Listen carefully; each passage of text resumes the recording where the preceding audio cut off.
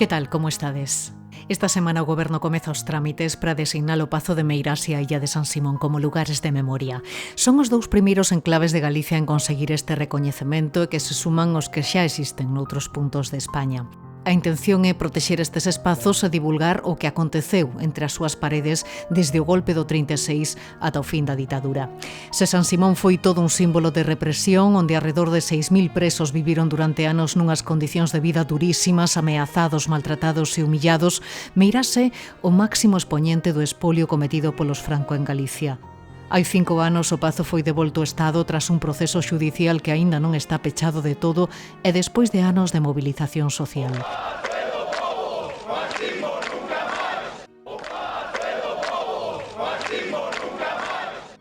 O martes 2 de setembro cúmprense 5 anos da sentenza que ordenou a familia do ditador devolverlle o Pazo ao Estado.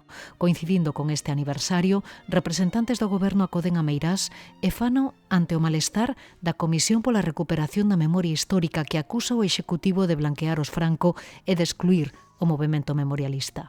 Estamos excluídas do relato que desde a Secretaría do Estado de Memoria Democrática pretende darlle a recuperación do Pazo de Meirás. O que pretende o Estado é que vayamos simplemente de palmeiros a darlles un cheque en branco ao Pazo de Meirás para que eles fagan a declaración que consideren oportuna.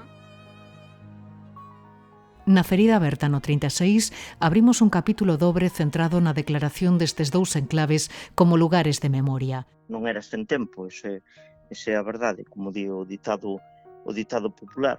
Mas é positiva porque isto debería ser un primeiro paso a punta de lanza de outros moitos lugares de recoñecemento público que debe haber en Galiza. No doxe adentrarémonos no Pazo de Meirás. A maior parte da poboación o que quere visitar son as estancias de Emilia Pardo Bazán e sobre todo a súa biblioteca. Pero solamente se pode visitar o que a entrada e a capela. O que máis me interesa saber é como pasan as torres de Meirás de manos de Emilia Pardo Bazán e chegan a Francisco Franco. O lugar de memoria Pazo de Meirás é lugar de memoria tanto para ensinar como facía unha dictadura, como tamén para ensinar como se recupera a conciencia e a dignidade democrática respecto dos feitos levados adiante por unha dictadura. Nós cando comenzamos que a divulgación social na sociedade existía pois unha sociedade dividida que unha parte da sociedade falaba dun agasallo, non? E incluso se repetía ese manto de Santa Rita, do que se non se quita, e logo estábamos aquelas persoas que defendíamos claramente que eso non tiña dúbidas de que fora un espolio, non? O que nos dedicamos foi a divulgarlo e a demostrarlo documentalmente, non? Isto era o mundo ao revés, non? É dicir, son os francos que se apropian do Pazo de Meirás e aínda pois son aquelas persoas que estábamos reclamando a restitución dos incautados as que estábamos en risco de sermos condenados, acusados polo Franco, por exemplo, pois dun delito de odio, non? Pero ademais co gallo do ano castelao viaxaremos ata o Uruguai para celebrar o 75 aniversario das emisións radiais do Sempre en Galicia. Bos días, galegos. Aquí Sempre en Galicia. Audición radial ao servizo do arte e da cultura do povo galego que dende o 3 de setembro de 1950 é transmitida todos os domingos. O primeiro programa de Radio do Mundo emitido integramente en galego estreouse un 3 de setembro de 1950 en Montevideo, apenas 8 meses despois do pasamento de Castelao. Naceu coa intención de manter acesa a chama do galeguismo que prendera o intelectual de Rianxo. Aquel proxecto que foi concibido para homenaxear o guieiro continúa aínda en antena da man de Toni de Seárez. Esta xente que fundou esta audición non buscaba héroes, senón dignidade, como che dicía antes. Unha verdade sin adornos nin xuicios, para que lonxe da terra estes galegos mantiveran a súa condición de tales, olvidados, por suposto, por aquela narrativa oficial do Estado, de que éramos, como as vacas, metelas nun barco e mandalas para América. O documentalista Xan Leira indagou na memoria deste proxecto no seu último documental.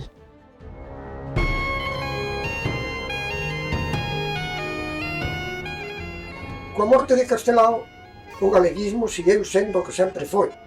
É dicir, cun sector que podíamos chamar de dereitas e un sector que podíamos chamar de... Foi unha forma de resistencia, pero fundamentalmente foi unha forma de loita. Encontraron na creación dun programa de radio unha maneira de loitar contra a dictadura. Hai algo máis de 20 anos, a xornalista Mónica Rebolo indagou sobre este proxecto radiofónico. Pois estamos falando dunha xoia, realmente, estamos falando dun programa que ten 75 anos en antena, entón estamos falando de un supervivente nas ondas radiofónicas. É radio feita en galego, por galegos, con contido, e me gusta dicir que o Sempre en Galicia ten un pasado enorme e ten futuro tamén. A ferida aberta no 36, un podcast de Nuria López.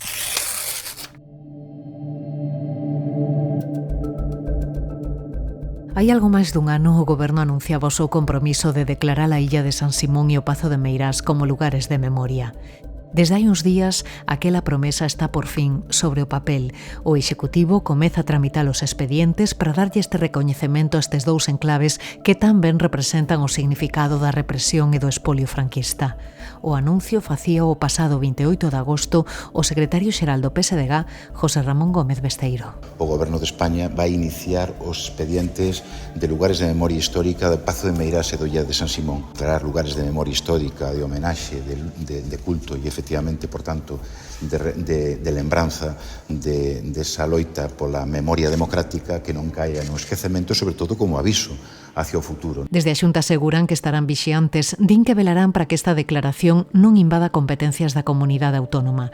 Insiste o director xeral de Cultura en que este recoñecemento non debe establecer restriccións ás actividades que se desenvolven nestes espazos. Non queremos que esta declaración de lugar da memoria invada competencias da comunidade autónoma e, desde logo, tampouco pensamos que deba ser unha figura que limite ou que, en fin, estableza restriccións sobre a tipoloxía de actividades e o rango de actividades que se poden programar e autorizar nese espazo, no caso de Meirás.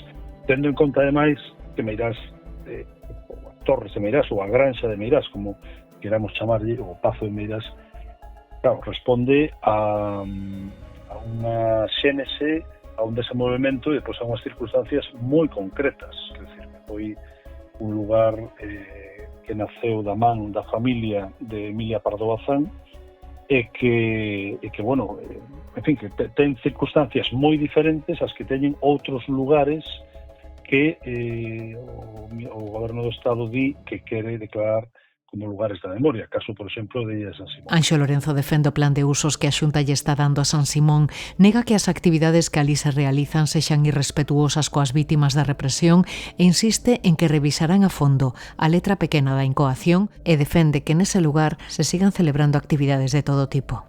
Bueno, eu creo que non hai ninguna actividade que se faga en San Simón que sexa non respetuosa ou que sexa unha actividade que vai en contra de nada nin de ninguén.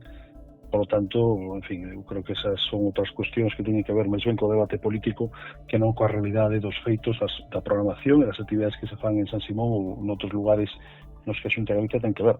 Estaremos moi atentos a esa incoación que é o que determina ou que é o que non determina, e aí actuaremos en defensa das nosas competencias e tamén no que pensamos que debe ser a lógica de espazos, de lugares onde debe primar primeiro o acceso público, é dicir, a participación pública, o acceso de toda a ciudadanía a eses espazos para que poidan coñecer a súa historia e as súas o que significan, e tamén, por suposto, que poidan ser lugares, como é o caso nestes momentos de San Simón, onde haxa unha, como digo, programación estable, unha programación de actividades abertas a todo tipo de públicos e que mostren pues, esa creatividade e esa diversidade cultural que temos en Galicia nestes momentos.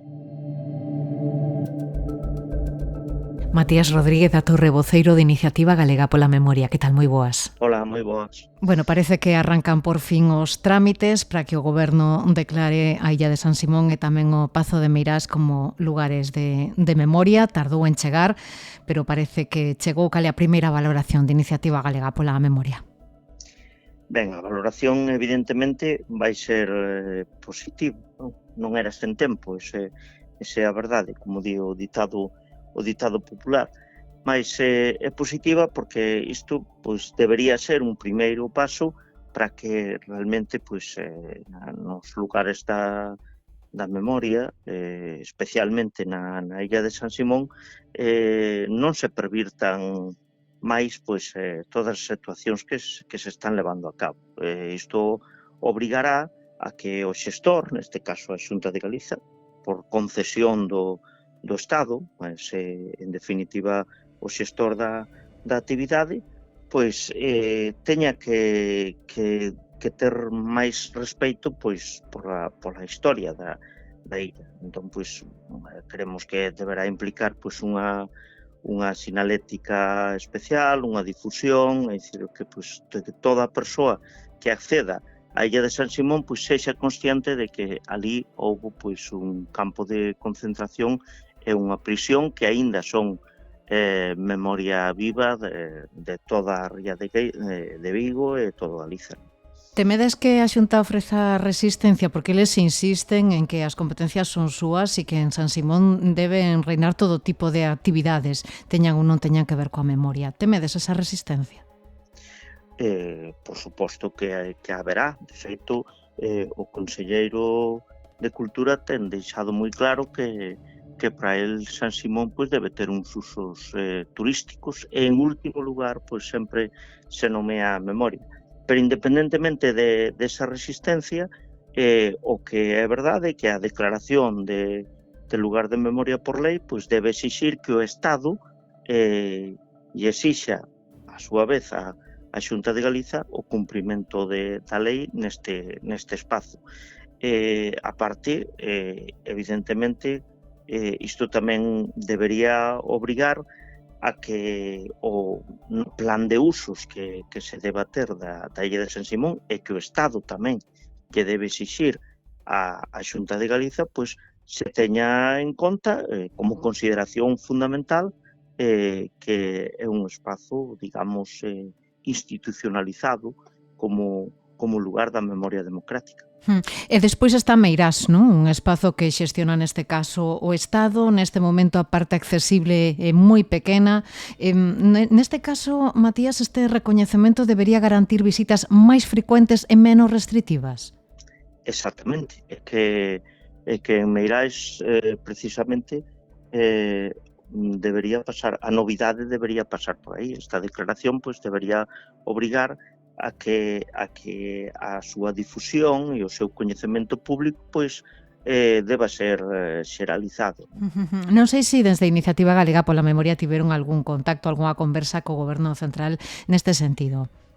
Non, aquí é onde temos, digamos, que nos marcar pois os porqués a esta declaración, porque é verdade que a Iniciativa Galega pola Memoria pois en representación de máis de 30 entidades de todo o país, ademais entidades de todo tipo, culturais, veciñais, non só memorialísticas, pois realizamos esta solicitude hai máis de un ano e en todo este tempo pois o único requerimento que tivemos foi a traducción para o galego do expediente que tiñamos enviado, do informe que tiñamos enviado para de bandita solicitude. Entón, pois, nos temos visto durante todo este tempo, máis dun ano, pois, diversas declaracións, prórrogas, diversas pois manifestacións nas que nunca pois se nos tivo en conta. Entón, pois eso crea certa incomodidade, certo malestar, porque pensamos que a remisión pois a quen primeiro se lle debe enviar é a aquelas persoas que prestan o seu labor para que as cousas poidan chegar ao seu fin, non? Pero o que si queremos ou desexamos é que agora que ven un segundo paso, que é falar en serio pois dos plans de usos de lugares da memoria, si se nos teña en conta, porque nós somos como sociedade civil os que demostramos ata agora, pois, digamos, o interese xeral destes espazos como lugares da memoria. E, ademais, hai unha segunda parte, e é que isto deben ser a punta de lanza de outros moitos lugares de recoñecemento público que debe haber en Galiza. Sí, precisamente diso te iba a preguntar, non? É moi importante o paso de Meirás e San Simón, pero sen dúbida hai moitos lugares sinalados en vermello, non? No mapa de represión en Galicia. Que espazo, non sei se está falado dentro da iniciativa, hai algún outro espazo que mereza ser recoñecido como lugar de memoria? Hai moitísimos espazos en todas as nosas cidades, en todas as comarcas. Atrevíame a decir que en todas as vilas e concellos, mas especialmente pois en todas as cidades galegas e en moitísimas comarcas. Daí é que, digamos, os colectivos de recuperación da memoria en Galiza estean moi comarcalizados nese sentido, para a defensa, digamos, da memoria en territorios pois nas que se esqueceu ou non se fixo fincapé na difusión pública sobre ela, pois hai moitísimos. De feito, está máis que investigado, máis que estudado. Nós, no seu día, decidimos que San Simón e Meirás fosen, pois, como comentaba, esa punta de lanza como lugares simbólicos, lugares emblemáticos. San Simón como campo de concentración e prisión, e Meirás polo coñecemento que temos todos de ser expoliado, un pazo expoliado para uso e disfrute durante o ditador Franco durante décadas, non? Entón, pois, eran especialmente simbólicos, digamos, espazos que ninguén podería discutir nese sentido, non? E a partir de aí, cremos que o paso debería ser que a administración local, provincial, autonómica, evidentemente, que non fai ningún tipo de políticas de memoria, e mesmo administración estatal, pois escoiten as demandas dos colectivos, porque esperemos que empecen a chegar pois numerosas propostas de lugares por todo o país. Pois esperemos que así sexa. Matías Rodríguez da Torre, voceiro de Iniciativa Galega pola Memoria. Moitas grazas e unha aperta. A ti, moitas grazas.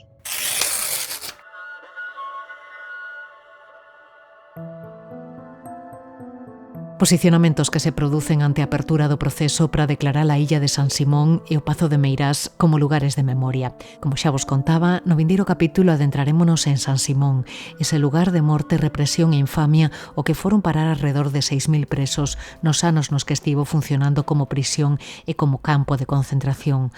Coñeceremos tamén historias persoais ligadas a esta illa, historias daqueles que conseguiron sair con vida daquela experiencia traumática, pero tamén dos outros que non lograron sobrevivir. Iso será, como digo, no vindeiro episodio. No doxe convidámosvos a entrar no Pazo de Meirás. Ímolo facer da man de Marta Vidal Zapateiro, a persoa que vos recibe cando acudides a Meirás. Que tal, Marta? Hola, bons días, Nuria. Bueno, por onde comezamos, entón? Xa na entrada é unha das primeiras cousas que teño que explicar a xente, porque a maior parte da poboación o que quere visitar son as estancias de Emilia Pardo Bazán e, sobre todo, a súa biblioteca. Pero solamente se pode visitar o que a entrada é a capela.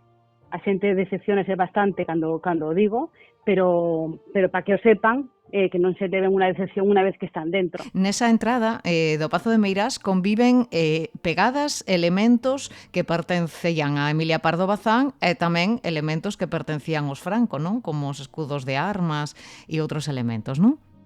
Por suposto. E cando entramos no vestíbulo, nesa entrada, que é unha entrada impresionante, con unha escaleira de granito que manda construir Emilia Pardo Bazán, con esa balaustrada que é madera de caoba, que nese vestíbulo eu teño que aclarar que a decoración que estamos vendo nese momento non ten nada que ver coa de Emilia Pardo Bazán. De feito, teño unhas fotos ali para poder enseñar a xente, porque agora mesmo a maior parte das cousas que hai son cabezas de animais, pois barcos, armas, todo eso, pois por suposto non pertencía a Emilia Pardo Bazán. A decoración ha cambiado moitísimo. e moitas cousas que, bueno, ven da familia Franco e de outros sitios que eles foron movendo, como escudos, todos os escudos que hai en frente da capela, todos os escudos, os bancos e, sobre todo, o que ven do Pazo de Dodro. E o Pazo de Vendaña está en Dodro, está ao lado de Padrón. Todo o Pazo de Dodro desmontouse para traelo a Meirás e así poder envelhecer, é o que decía Franco. Estamos falando dun pazo que foi adquirido, non, polos antepasados de Emilia Pardo Bazán e que ela se dedicou especificamente a poñer o seu gusto, non? É un pazo moi de Pardo Bazán, non? Moito. A verdade é que Emilia tarda moitos anos en construir as torres, empeza a construílas en 1894, tarda moitos anos porque ela quere facer as torres ao seu gusto, é ela quen diseña as torres. Da parte exterior encárgase directamente Emilia Pardo Bazán.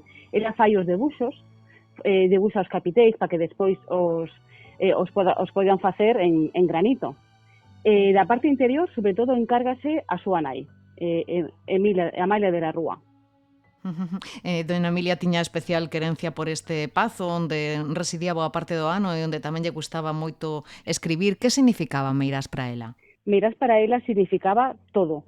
En realidad era onde ela se sentía máis a gusto, onde ela podía estar escribindo a maior parte do día. Levantábase moi cedo, era unha muller moi traballadora. Levantábase ás 4:30 da mañán. E o primeiro que facía era dar un paseo polos xardíns e ás 5 puntos xa estaba traballando na súa biblioteca. Adicaba toda a mañán a escribir e o resto da tarde o adicaba á vida social. E as torres convértesen con Emilia nun destino habitual de escritores, periodistas e nobreza. Pardo Bazán falece no ano 1921, ela quería ser enterrada en Meirás, pero finalmente non foi así. Por que? Pois mira, non foi así porque ela o pide directamente, o pide aos seus fillos, e de feito na capela hai un sarcófago labrado de granito por Antonio Velleiro. Ese sarcófago ela o deixa para ser enterrada ali, pero ninguén dos seus fillos cumpre o seu desexo. Pero sí que se sabe, ela está enterrada na Igrexa da Concepción en Madrid, na calle Goya. Pero o que sí que se sabe dende fai non moito tempo, dende ano 21, por unha investigación que fai Patricia Angulo, é que o sarcófago non está baleiro. En realidade, quen está dentro son as cinzas do seu pai e do seu avó. Por eso ela pide estar ali enterrada, para estar con eles. No 36, o seu único fillo varón, Jaime, é asesinado, a súa filla Blanca e tamén a súa nora deciden doar o pazo, non, á Compañía de Jesús. Por que e en que condicións fan esa doazón, Marta? Esa doazón en realidade non chega a ningún bo porto porque as condicións, claro, había que arranxar o pazo e un mantenimento tamén moi importante. En ese momento, cando Álvarez de Sotomayor, se crea esa junta pro pazo, porque o que querían en realidade esa élite coruñesa, o que querían era ter a Franco cerca, porque quen tivese a Franco cerca obtería os seus favores. E se crea esa junta pro pazo, pensan que se traen aquí a Francisco Franco obterían todos os favores os que obtiveron son esa élite coruñesa, non o resto do pobo. Esa operación acaba pechándose en agosto do 38, nada máis facerse con Meirás, pechanlle as portas á familia de Pardo Bazán e non poden entrar nin a sacar as súas pertenzas persoais, non? Sí, hai en realidade, Blanca Quiroga Pardo Bazán, eu creo que non é moi consciente de que cando se vende non saca ninguna das pertenzas da súa nai, só pide sacar uns tapices, pero despois é que ela, por unha entrevista que fai, arrepíntese e intenta ir a Meirás a recuperar as cousas, xa non lle permiten a entrada. Pero claro, en realidade a quen pertencía nese momento xa era a Manuela Esteban Collantes, porque o pazo, o testamento Emilia o deixa o seu neto. E unha vez que o neto morre co seu pai, pois é cando pasa a manos de Manuela Esteban Collantes, que era a nora de Emilia Pardo Bazán. Te comentabas antes que o pazo está repleto de outros elementos que non formaban parte do pazo e que foron expoliados polos Franco, non? Como eses elementos do pazo de Vendaña e tamén esas estatuas do mestre Mateo que durante anos estiveron en Meirás e que agora teñen que ser devoltas ao Concello de Santiago. Non sei se siguen amosándose ao público neste momento aí, Marta, e bueno, supoño que será un dos elementos que máis curiosidade desperta entre os visitantes. visitantes de Meirás, non?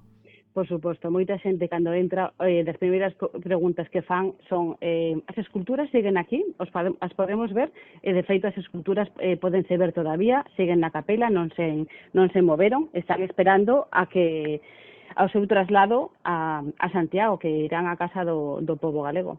E dime, que é o que máis chama a atención aos visitantes que entran en Meirás? Non sei se responden a un perfil en concreto, que é o que máis preguntan, que curiosidades teñen?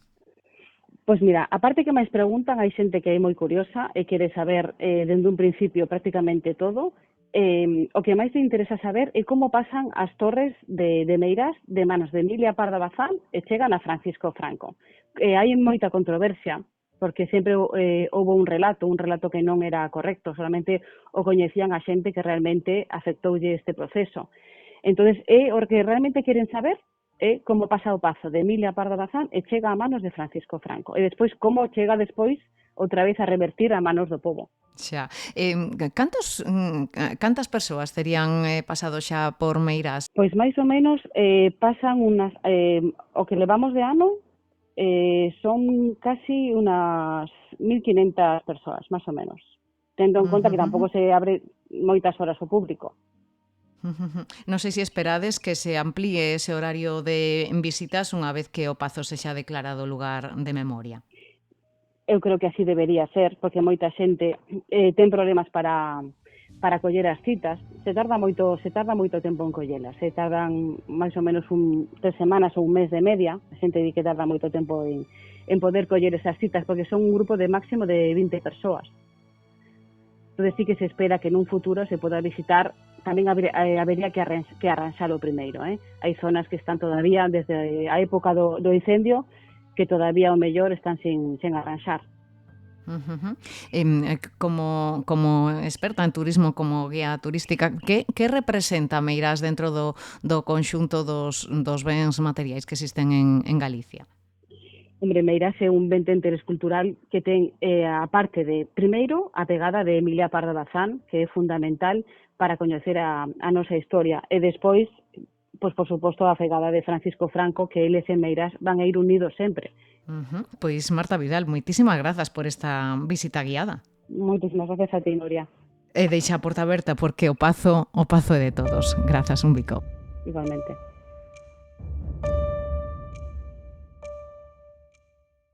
Pois a eses interrogantes que se fan os visitantes que acoden a Meirás e dos que nos fala Marta Vidal Zapateiro tentaremos respostar nos vindeiros minutos e farémolo coa axuda de Carlos Babío, investigador, presidente da Comisión pola Recuperación da Memoria Histórica da Coruña e autor xunto a Manuel Pérez Lorenzo do libro Meirás, un pazo, un caudillo, un espolio, publicado no ano 2017, un traballo que tivo despois continuidade que foi clave no proceso de recuperación deste inmoble. Benvido, Carlos. Hola, que tal? Bo día. Un traballo que seguimos volvendo, non? E onde se explica como se fixo Franco con este pazo que fora propiedade de Pardo Bazán e que chegou ás súas mans a través dunha operación de compra-venda totalmente irregular e ademais a prezo de saldo, non?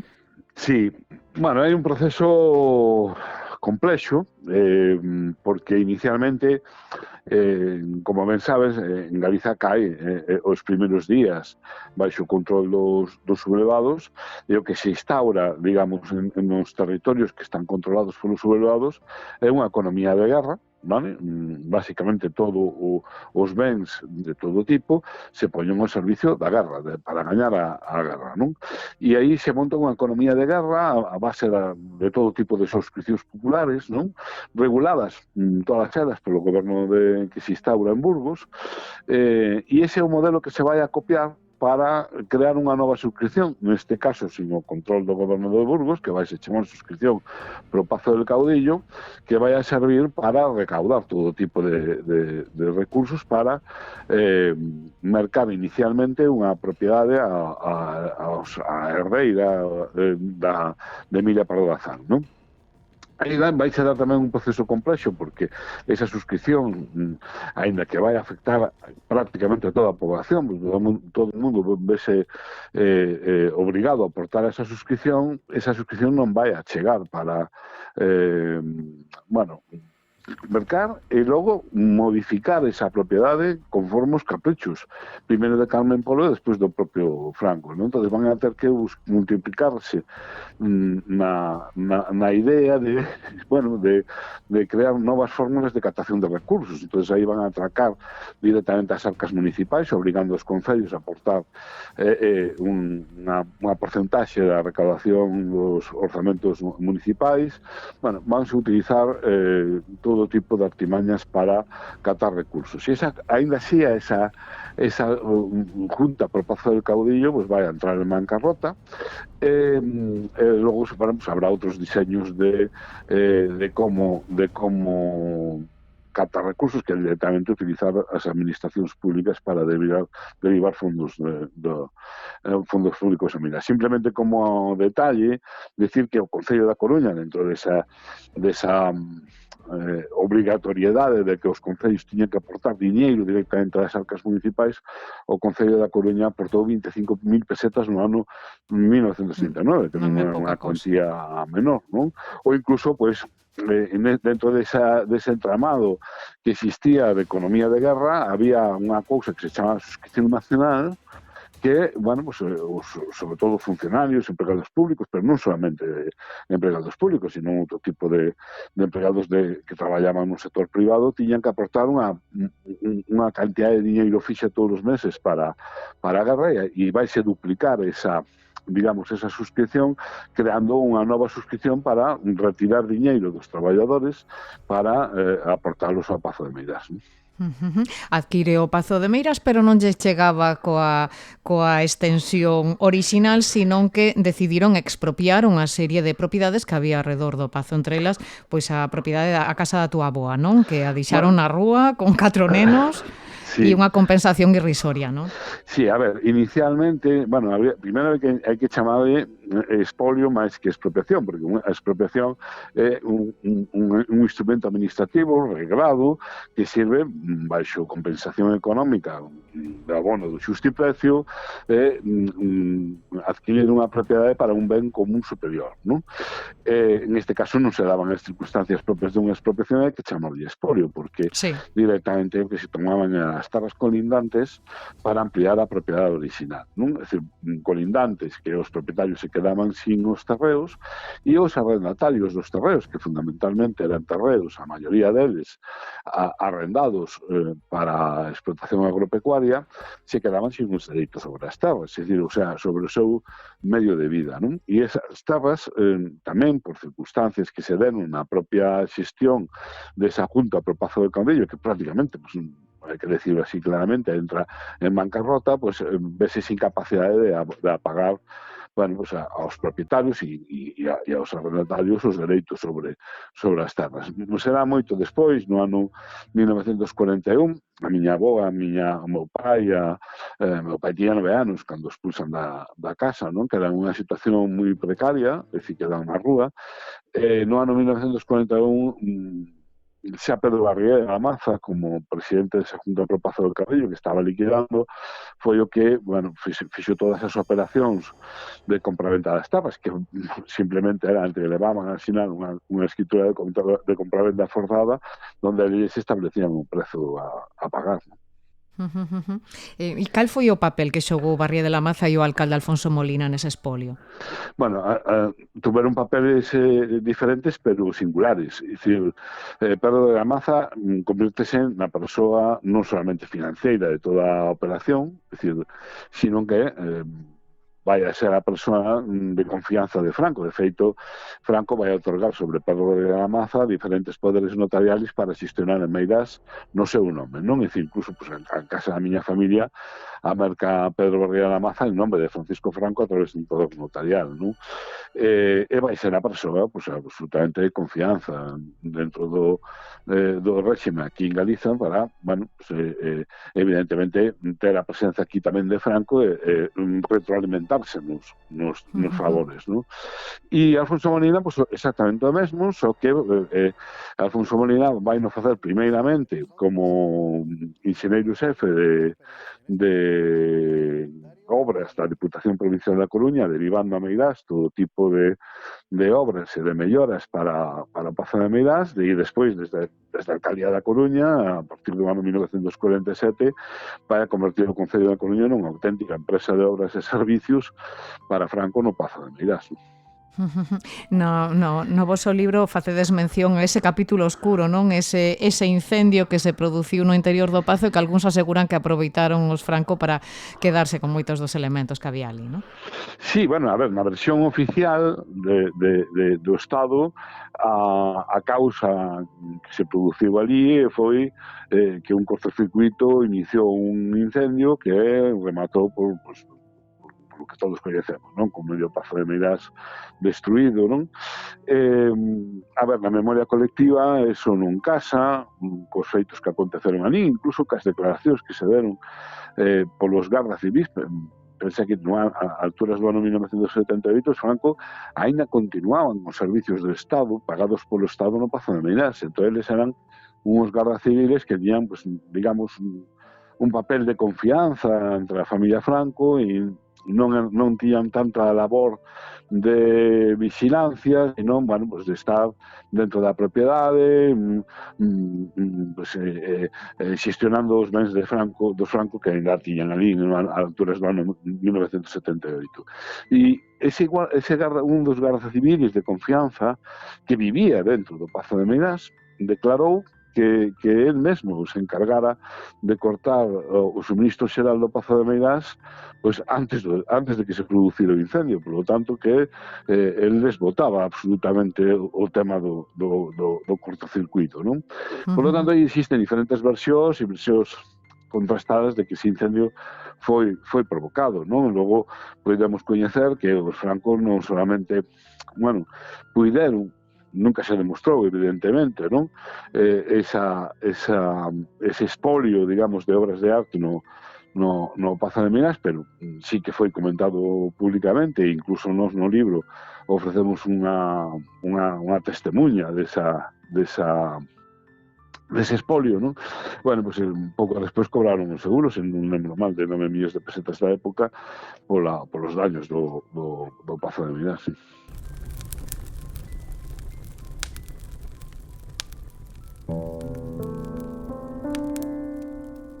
Tralo incendio, a que fora a residencia de verán do ditador, foise deteriorando pouco a pouco ata quedar prácticamente abandonada, pero os herdeiros seguiron a utilizando para eventos familiares e tamén para festas privadas.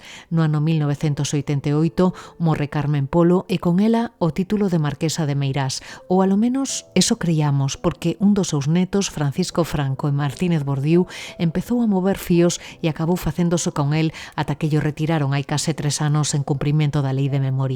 Durante anos, os Franco usaron o Pazo seu antollo, pero hai 2 décadas o movemento asociativo, os partidos políticos e tamén as institucións comezaron a moverse cun obxectivo: recuperar o Pazo de Meirás.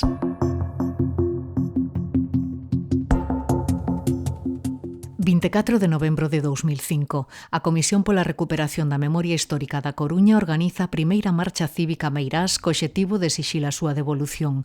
Ata 5 actos reivindicativos deste tipo celebraría esta organización ata o ano 2018.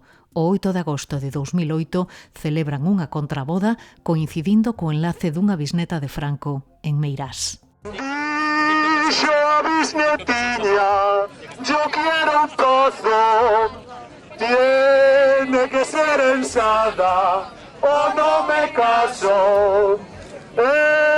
Todos le dijimos idio carallo que este pozo é do povo e non dos Franco, carallo. O 30 de decembro dese ano, o Pazo de Meirás foi declarado ben de interese cultural. Durante meses, os Franco puxeron todo tipo de atrancos para que os inspectores da Xunta supervisaran o interior do Pazo. A nacionalista Ángela Bugallo era a conselleira de Cultura. A verdade é que moi satisfeitos de que por fin se nos permita facer o noso traballo. Sabíamos que a decisión non podía ser outra e en verdade o único que esperamos é poder poñelo en práctica e que os nosos técnicos teñan a oportunidade de facer o inventario e catálogo. Tras ser declarado BIC, os Franco estaban obrigados a cumprir cun réxime de visitas, un réxime que a familia do ditador tardou 3 anos en acatar, como aconteceu recentemente coa Casa Cornide da Coruña. Foi no ano 2011 cando os galegos e galegas puidemos coñecer por primeira vez como é por dentro Meirás. Pero os Franco non tardaron en incumprir o mandato. Puxeron 1001 atrancos para cumprir con ese réxime de visitas. Foron multados en máis dunha ocasión por negarse a mostrar un ben que fora declarado xa ben de interese cultural.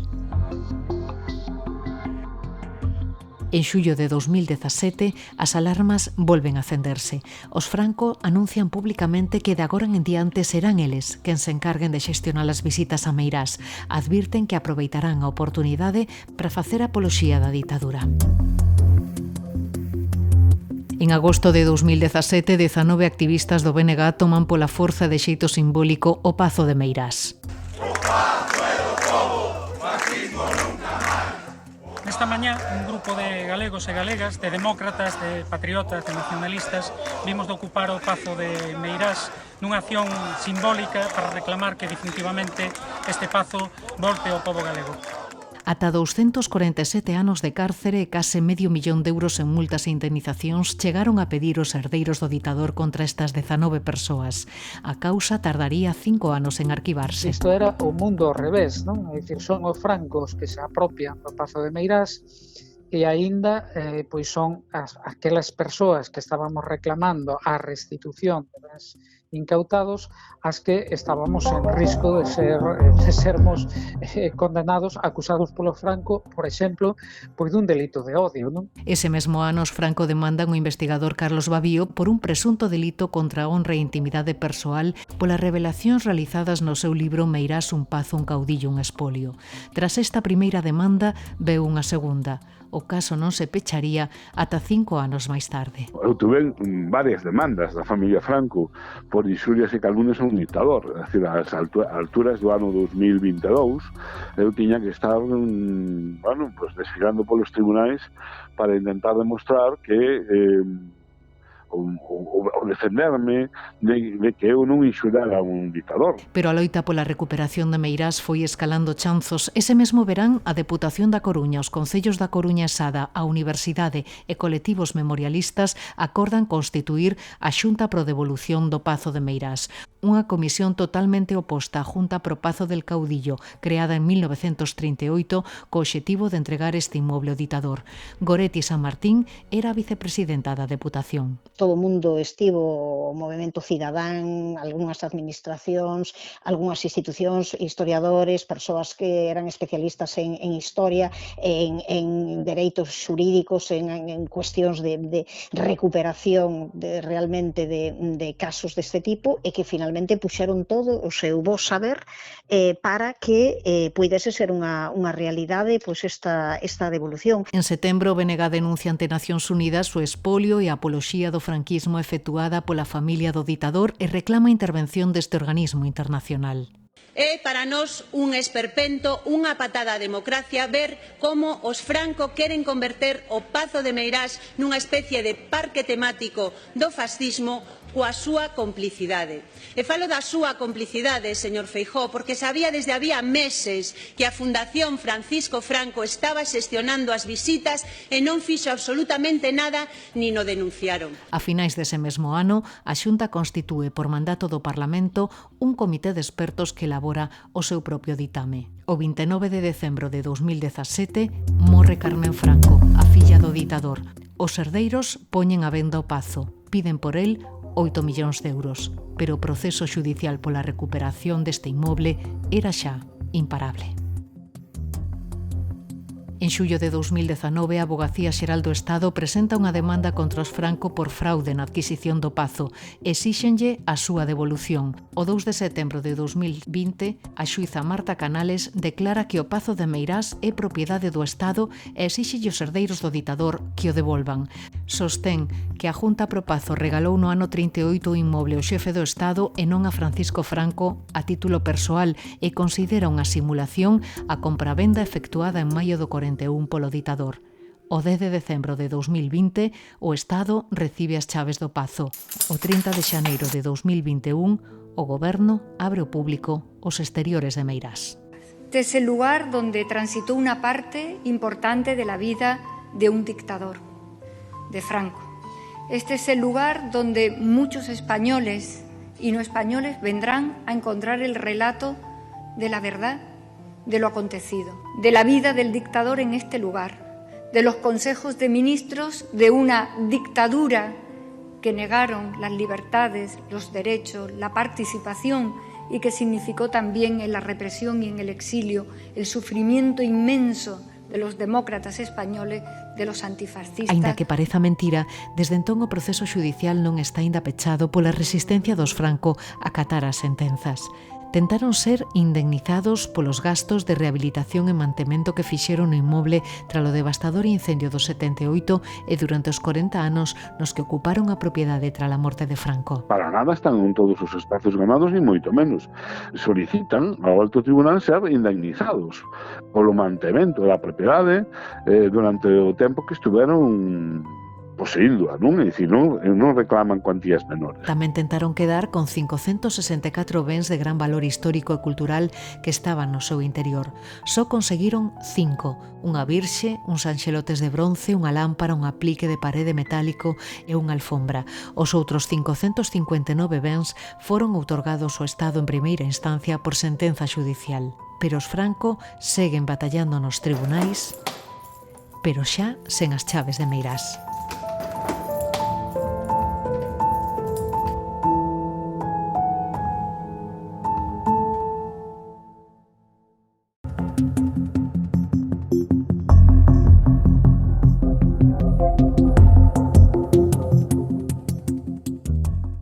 Neste proceso de recuperación de Meirás foi fundamental o traballo dos historiadores e investigadores que sustentaron coas súas indagacións a demanda presentada polo Estado en 2019. Analizamos que supón Meirás no proceso de recuperación dos bens expoliados polos Franco e tamén o recoñecemento deste espazo como lugar de memoria. E facémolo coa axuda dos catedráticos de Historia Contemporánea Xosé Manuel Núñez Seixas e Emilio Grandío e tamén do investigador Carlos Babío, membros do Comité de Expertos creado no ano 21 para concretar os usos que se lle debían dar ao Pazo de Meirás. O caso de Meirás foi bastante excepcional porque hubo de entrada unha unanimidade social e política bastante ampla sobre a conveniencia de dar ese paso, é dicir, que as torres de Meirás volvesen ao dominio público, igual que no caso da Casa de Cornide, aínda que xurídicamente é un caso máis complexo, pois no que non hai tanta unanimidade sobre que uso darlle a Meirás como lugar de memoria democrática, non? Creo que o proceso Meirás un pouco porque marca pauta, non? E realmente, máis que a cuestión da familia Franco, creo que marcar unha liña entre dictadura e democracia, non? Como ben dice tamén a sentenza de Meirás de 2020, marca un carácter, unha definición de unha sociedade que está suficientemente, digamos, educada, culta e que pode entender perfectamente que ese foi un proceso do seu pasado, pero que neste presente non se pode admitir, non? O que quero decir é que vai máis alá da cuestión dos bens. É unha autodignificación, digamos, da cidadanía, da cultura democrática, non? E dos valores e pautas democráticos en este país, non? En Galicia e tamén en España en conxunto, non? Bueno, a sociedade civil e a memoria histórica que hai na sociedade civil ligada ao Pazo de Meirás o fixo todo. É dicir, nós cando comenzamos que a divulgación social na sociedade existía, pois unha sociedade dividida que foi unha parte da sociedade falaba dun agasallo, non? E incluso se repetía ese mantra de Santa Rita, Rita, lo que será non se quita, e logo estábamos aquelas persoas que defendíamos claramente que eso non tiña dúbidas de que fora un expolio, non? Eu creo que non é a recuperación cara ao público dun pazo ou dunhas estatuas ou dun edificio, non? É algo moito máis simbólico, non? É unha cuestión de dignidade, de converser en dinámicas comuns e pertencer a unha sociedade que pensa en colectivo, non? Ganamos espazos despois de moito traballo, de moito compromiso e de moito tempo, porque isto é lentísimo. Entonces, vamos gañando espacios con moita loita, moito compromiso e con moita resistencia, pero para nada están todos os espazos ganados, ni moito menos. Hai que seguir loitando, evidentemente. Bueno, estamos ainda agarda da decisión do Tribunal Supremo, oye, sobre Meirás. Entón, non botemos ainda as campás ao bo, porque eu ata que non o vexe de todo, non o crerei. A decisión das estatuas, como a decisión dos bens móviles de Meirás, foi favorável. Hai moitos indicios para supoñer que tamén non se será así no caso de Meirás, pero eu non podo facer cábala sobre o que opinará a instancia suprema do Poder Judicial. Por que é tan importante este recoñecemento que se chame lugares de memoria? O lugar de memoria de Pazo de Meirás é lugar de memoria tanto para ensinar como facía unha dictadura, como tamén para ensinar como se recupera a conciencia e a dignidade democrática respecto dos feitos levados adiante por unha dictadura.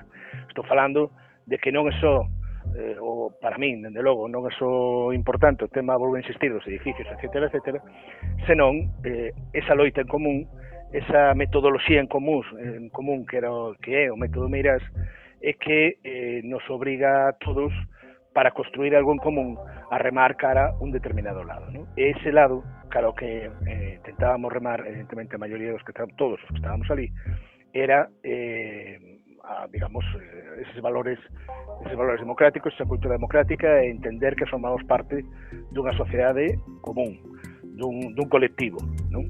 E que xuntos se poden facer moitas cousas. Singulariza un espazo ligado á memoria, está na lei que esos espazos non solamente teñen que estar identificados perfectamente, sino teñen que estar explicados e incluso protegidos, porque tamén hai que explicar que usos están permitidos e que usos non están permitidos. Eu se dice 5 anos, bueno, contra os Franco viviremos a ver a unanimidade, de principio, despois a hora de decidir que queremos facer, as Torres de Meirás pois surdirán desavinzas, non? Se algo xustifica a declaración do Pazo de Meirás como ben de interese cultural son as torres do Pazo de Meirás.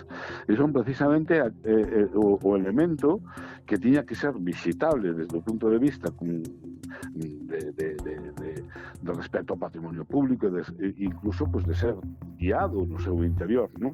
E os xardíns debían de estar abertos ao público, de acceso libre ao público, non se entende todas as restriccións que pon o Estado nesa propiedade a visita pública.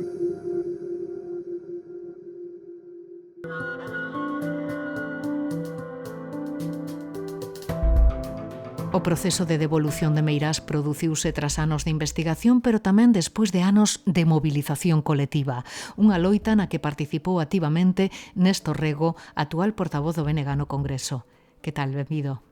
Hola, que tal? Foi a devolución de Meirás o principio do fin do expolio do franquismo? Esperamos que sí, que isto pois abrise o camiño para que houvese unha total restitución dos bens apropiados indebidamente por parte de Franco e tamén do franquismo, non? Son moitos aínda após no que ten que ver directamente coa familia Franco, após o Pazo de Meirás. Xa houbo, por fortuna, pois unha sentenza do Tribunal Supremo devolvendo as estatuas de Isaac e Abraham do Pórtico da Gloria ao Concello de Santiago de Compostela. Fica pendente aínda a Casa Cornide, mais é evidente que ao longo e largo do Estado español hai outros bens que foron debidamente apropiados e tamén que por parte do réxime pois houve moitísimas apropiacións. Neste momento, pois que nos saibamos, estás elaborando esa relación de bens incautados polo franquismo.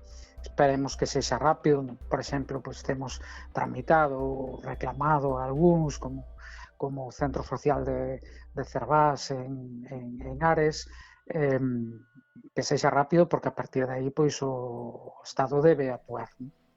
Neste caso, se botamos a vista atrás, cales foron as claves para conseguir a recuperación do Pazo? En que medida foi importante esa movilización social a que eu me refería ao principio? Eu creo que foi non só importante, que foi chave, que foi fundamental, porque efectivamente había moitos anos, moitas décadas que se viña falando de que era necesario recuperar o Pazo de Meirás, máis o inicio tamén de accións no ámbito político e no ámbito xudicial, mas sobre todo a movilización popular foi o que determinou que ao final o Estado se decidise a actuar por medio da Avogacía do Estado, iniciando un proceso, non? E en concreto, pois a ocupación simbólica do Pazo de Meirás, pois o que fixo foi darlle moitísima relevancia, moitísima resonancia, porque foi un acto que tivo unha repercusión mediática moi importante, non só na Galiza, no conxunto do Estado español, mesmo fora, en distintos medios europeos, e foi esa relevancia tamén a que puxo na xenda política a necesidade de actuar, non? Estábamos referíndonos á toma de Meirás, esa toma simbólica de agosto de 2017, cando, bueno, ese grupo de activistas, os 19 de Meirás, decidiches tomar, entre comillas, o Pazo de Meirás, unha acción que tuvo unha importante repercusión, pero tamén un custe para todos vos, non? De feito, forades demandados polos Franco, pedían para vos ata 13 anos de cadea e medio millón de euros de multa. Sí, efectivamente. Nós xa sabíamos que iso podía acontecer, mas entendíamos que esa era unha acción necesaria, como digo, para darlle relevancia mediática e para colocar na axenda a necesidade de reclamar o Pazo de Meirás. O feito de que houvese unha denuncia por parte do Franco, pois sorprendentemente contribuiu a darlle aínda máis relevancia e establecer aínda máis a urxencia de actuar, porque, claro, isto era o mundo ao revés, non? É dicir, son os francos que se apropian do Pazo de Meirás e aínda pois son aquelas persoas que estábamos reclamando a restitución das incautados as que estábamos en risco de sermos condenados, acusados polo Franco, por exemplo, pois dun delito de odio, non? Que non deixa de ser sorprendente que a familia Franco nos acusásanos dun delito de odio e dun delito contra o honor decían, por chamarlle ladróns, porque falábamos de que o Pazo foi incautado ilegalmente, foi roubado, vamos, non? E entón esa denuncia que efectivamente pois se sustanciou no xulgado de Betanzos, no meu caso acabou pasando ao Tribunal Supremo por o feito de que, entre tanto, pois eu pasei a ser diputado en esa medida aforado, mas o Tribunal Supremo xa non considerou que houvese motivo e a partir de aí pois tamén o xulgado de Betanzos resolveu no mesmo sentido, pero efectivamente chegamos a ir a declarar o xulgado de Betanzos e pois a enfrentarnos a esa posible medida, non? De mesmo como decías, de até 13 anos de prisión sería a medida máxima polos 4 delitos de que nos acusaba a familia Franco, non? É curioso, non? Porque o caso fora arquivado, pero eles volveron recorrer, volveuse desestimar esa demanda. Como se explica esa cerrazón, non? Por dicirlo de alguna maneira, dos familiares do Franco, unha cerrazón constante, esa resistencia a aceptar pois que o Pazo non era deles, non? E que cambiaran as cousas, non? Pois eu creo que ten que ver precisamente co feito de que sempre se sentiron impunes. Porque o máis sorprendente e o máis triste tamén, porque non dicilo, é que tivésemos que esperar até os anos 20 do século XXI para poder recuperar este ben. Por que non se fixo no final do franquismo? Non? Porque desde a morte do ditador non houve unha ruptura democrática coa ditadura, houve unha transición que pois implicou un pacto e implicou que os Franco pois non foron nin cuestionados nin molestados, puideron continuar disfrutando durante varias décadas aínda do Pazo de Meirás e, por tanto, eles sentíanse, e eu creo que en boa medida ainda se senten impunes. O Goberno vai declarar en breve en Meirás lugar de memoria xunto á illa de San Simón. Non sei que lle parece este recoñecemento, sobre todo que medidas debería implicar este recoñecemento como lugares de memoria. A nós parecemos ben, o BNG parecelle ben que se declare o Pazo de Meirás e a illa de San Simón como lugares de memoria.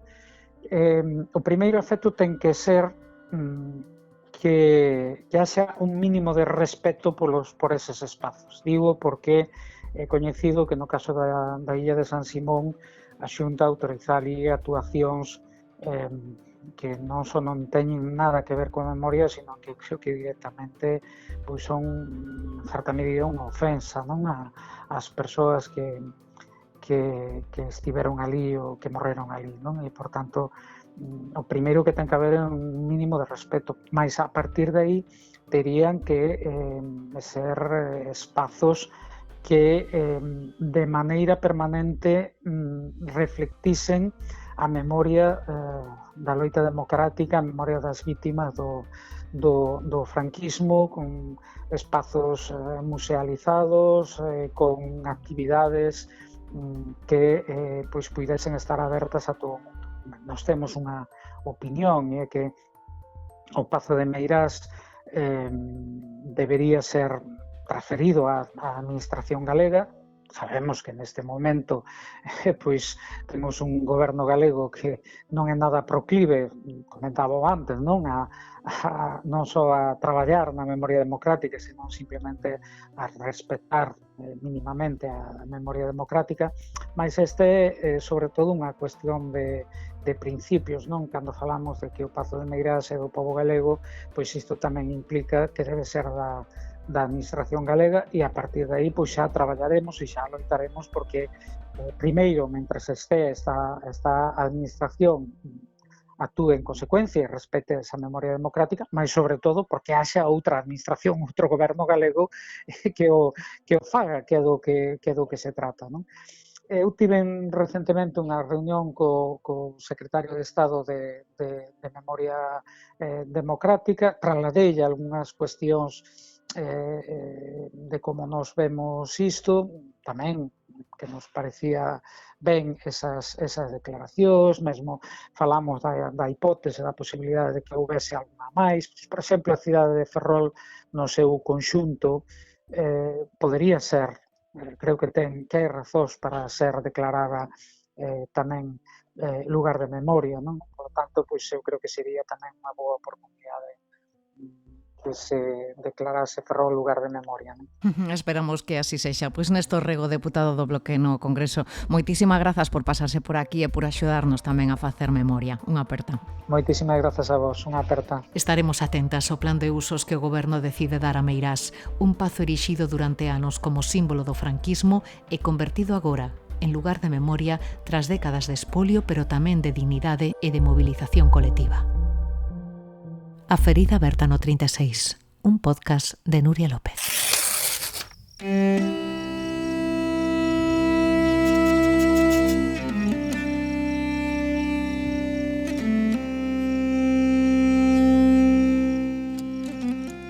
Neste 2025 cúmprense 75 anos da emisión do Sempre en Galicia, un programa de radio que se estreou no Uruguai apenas uns meses despois do pasamento de Castelao. É o espazo radiofónico en lingua galega máis antigo do mundo e levan antena de xeito ininterrompido desde que se estreou en Montevideo un 3 de setembro de 1950.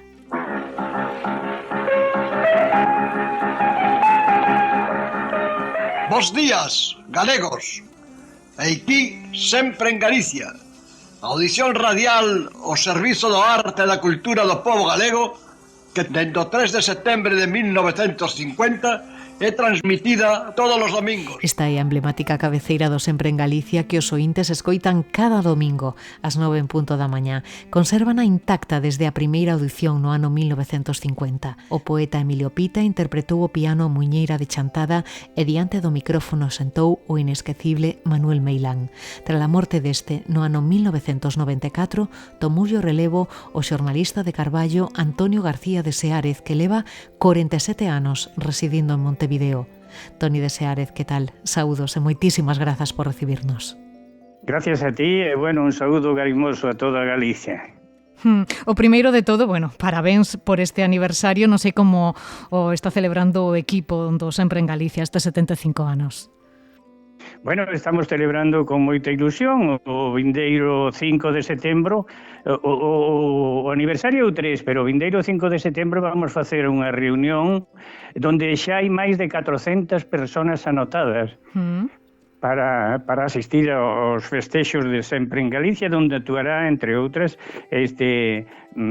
Cristina Fernández e Washington Carrasco, que son fillos de persoeiros da nosa colectividade, e tamén Lucía Pérez, que ven desde Galicia a Montevideo para unirse, unha xentileza da Secretaría Xeral de Migración, para axudarnos a culminar esta. Tamén vai estar Antonio Rodríguez Miranda e todas as institucións cinguidas con Sempre en Galicia. Desde logo que hai moitísimo que celebrar, non foi doado crear o proxecto, pero moito máis difícil supoño que sería mantelo durante tantísimos anos. Cal é o segredo, Toni? Pois o secreto é a dignidade.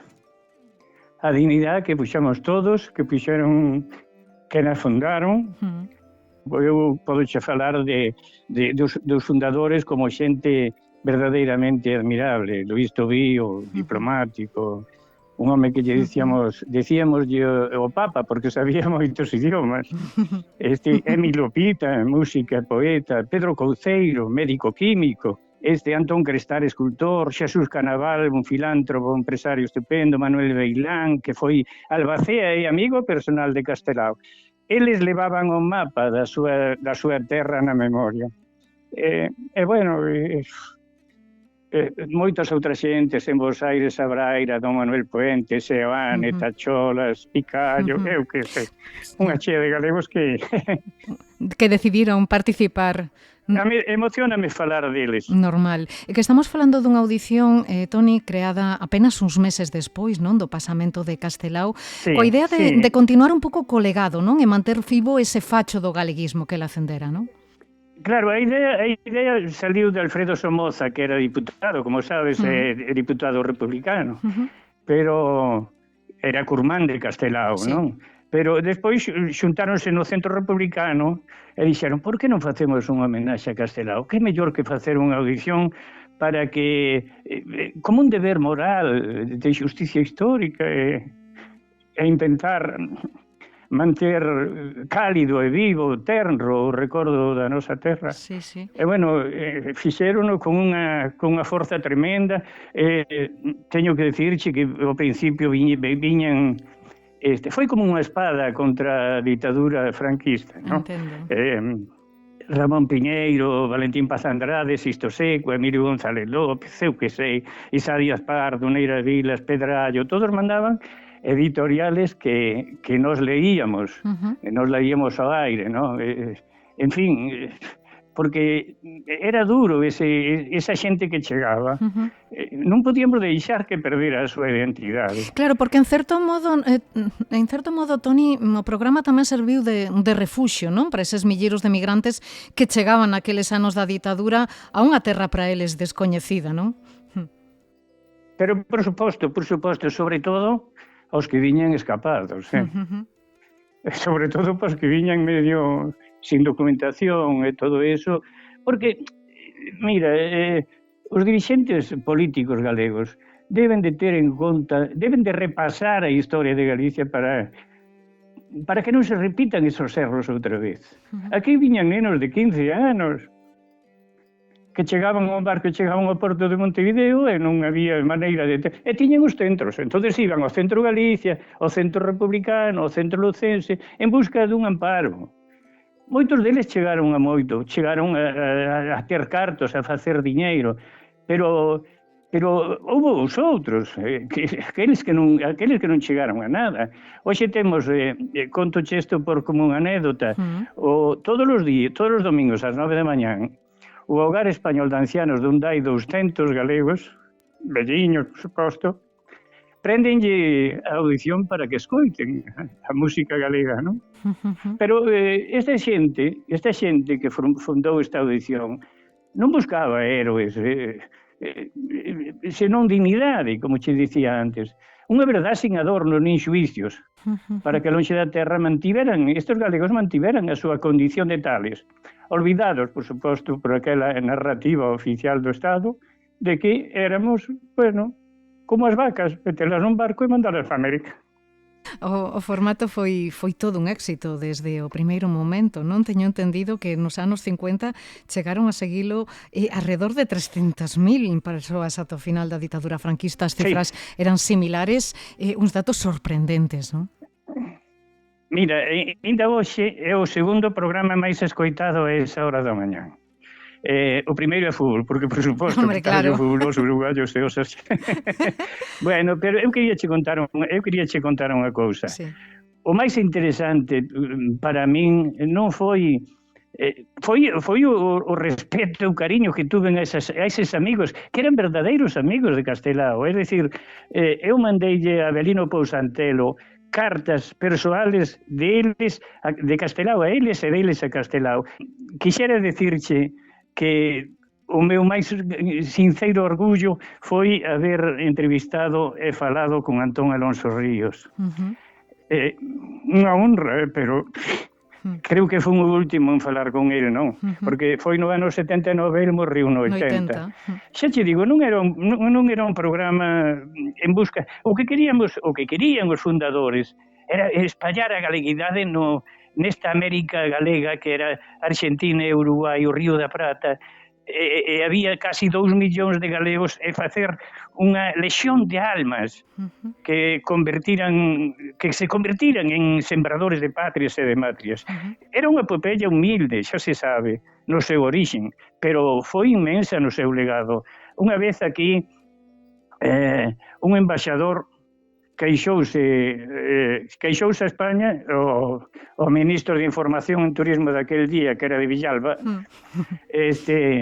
queixouse de que había unha audición que era separatista, que os separatistas eran eles. Entonces dixo, ese ministro dixe, non se preocupe usted, el próximo domingo non saldrá máis. O ministro morreu, pero sempre en Galicia sigue. Continúa e continuará seguramente. Como conseguiron sortear esas dificultades? Bueno, fomoslo levando, é dicir, eu, por exemplo, non podía entrar no consulado porque tuvemos 2 enemigos vixiantes, que era, por unha banda, a ditaduras militares de Argentina e Uruguai, por outra banda, pois a Embaixada de España, non? Eu contaríache unha anécdota que me pasou durante a ditadura. Bueno, na ditadura militar en Uruguai, obligábanos a que o editorial fora traducido, timos que levar a unha oficina que se chamaba o ESMACO. Bueno, ai, que lío, dixen, e outro lío máis. Teño que traducir o que vou decir no editorial, teño que traducir ao castelán e levarlo, porque se viñera a buscalo, polo menos. Pero bueno, traducino, claro, eu que ia seguir ca audición. Traducino e leveino. Un tipo na porta, un soldado aí na porta, mandoume sentar aí, dixome que viene, vengo a traer me obligaron de la audición sempre en Galicia a traer unha traducción de lo que voy a decir, siéntese e espere. Bueno, ao rato entra pola porta un tipo cheo de medallas e díceme, que hace usted aí? Miroume de lado e dice, que hace usted aí? Mire usted, yo llevo un programa de radio sempre en Galicia, en Radio Carve, y me llamaron para que trajera la traducción. Sempre en Galicia. Mi suegra lo escucha todos los domingos, no traiga más eso. O sea, é unha cousa curiosa. É dicir, era xenro dunha galega. Dunha galega, que casualidade, non? A filosofía do programa segue sendo a mesma, Antonio, despois de tantísimos anos. Sí. E a línea tamén. Galeguismo por encima de todo. Procurei, sabes que antes, cando empecé, chegaban os diarios como Mundo Obrero e todo eso, intentei facer ben máis democrático o programa, non? Deixar aquela parte máis primeira daquele republicanismo férreo, non? Desta xente, creo que mo van a perdonar aos que están no ceo, porque son outros tempos. Entonces non se pode facer, pasa como co idioma. Non lle podemos poñer Galiza. Por qué? Porque, claro, Galiza eran tantos os emigrantes que entendían por Galicia. E, ademais, Galiza, como sabes, é unha zona de Polonia que se chama Galicia. E daquela viñan moitos polacos. É dicir, non se pudo cambiar esa cousa. E as palabras novas, pois tampouco, porque, claro, decirlle a xente de aquí polvo por pulpo é unha cousa que eu intento non facer. O sea, procurar que se sintan como na aldea, porque a maioría da xente que viña para aquí é xente moi humilde, non? En fin. Que papel xoga na actualidade o programa, Toni? Cambiou o contexto? Supoño que cambiaría tamén o perfil dos ointes e as súas motivacións. Claro. Mira, hoxe chegades vos, chega a televisión, chega a radio, a todas as partes do mundo. Entón, agora cambiamos un pouquiño, é dicir, recibimos as noticias, as novas. Mira, vouche dicir unha cousa. Cando foi aquí a ditadura militar, e máis en Argentina, que foi parexa, os uruguayos, a única forma de saber de interpretar como marchaba o mundo, era por medio da audición galega. É dicir, Eduardo Galeano dixo un día, enterámonos de todo, sempre en Galicia é un oasis, dicía Galeano. Por qué? Porque fai de intermedio entre Argentina e Uruguai para conocer o que pasa no mundo. É dicir, tomouse conciencia do traballo desa xente que xa non vive ningún, que cheguei a conocer a moitos, non? Cheguei a conocelos a casi todos, a eses grandes amigos de Castelao. Pero, como decía Banco Amor, había que traballar moito para legalizar aqueles que chegaban sin cultura, porque era xente que, olvidados pola narrativa oficial, en fin, non se buscaba triunfalismo nin fracaso, eran homes que buscaban un porvir. E Blanco Amor decía, que temos que facer? Porque hoxe en día en Buenos Aires o galego é o primeiro despois de ninguén. Mire, vostede que leva xa máis de 40 anos residindo no Uruguai e pasa o mesmo con moita da súa audiencia, non? Dígame, vostede segue pensando en Galicia, segue tendo morriña da súa terra? Sempre, na miña casa falase galego, teño un fillo que baila e toca gaita, teño unha notiña, Aurora, que é a primeira García de Seares nacida en América. Pero era máis problema antes cando vivía Franco, porque intentaban, recordo unha vez que me dicía Meilán que en unha reunión había tirado, habían posto bandeiras, entre elas estaba galega, e unha arrancou unha tirona no suelo. Dixo, este couceiro iballe chamar a atención, dicelle Meilán, deixa estar a cousa, xa levantaremos nós. Historias de personas cheas de dignidade. Non precisaban cartos, é dicir, eles todo o que facían era por amor a Galicia. Unha forma de creer, tratábanse de usted, un ao outro. Era curiosísimo. Tomábamos café antes de facer a radio. A mí decían o neno, porque claro, era o xovenciño daquela. O máis novo, claro. Non era o xoven, entón decían o neno. Pero entre eles contaban cousas e eu iba recollendo todo eso. Tenme dito moita xente en Galicia, tenme dito por que non escribo todas esas anécdotas. Foron tantas, tan bonitas. Por iso eu non podo deixar de facer a audición. Sabes por que non podo deixar de facer o programa? Porque por respeto a eles. É dicir, teño unhas compañeiras estupendas, un grupiño de persoas maravillosos, non? Que incluso aí en Galicia, Manolo Suárez, e tantos outros, Mónica Rebolo, xente que sabe que o que facemos non é para louvarnos nós, senón para ensalzar un pouquiño máis esa Galicia transatlántica, verdad? Pois, Toni de Seárez, moitísimas grazas, moitos parabéns e que cumpra moitos máis o programa e con vostede aí como capitán. Moitas grazas. Pois moitísimas gracias. Tamén para ti moitísimas gracias e, bueno, o que queirades, xa sabes, según chamarme, poñemos un día e falamos todo o que queiras. Estupendo, Toni. Un biquiño grande e un abrazo ao apóstolo. Moi ben, da súa parte. Moitas grazas e trasladelle os meus parabéns ao resto do equipo. Grazas. Gracias a ti, gracias a ti. Hasta logo. Adiós, adiós.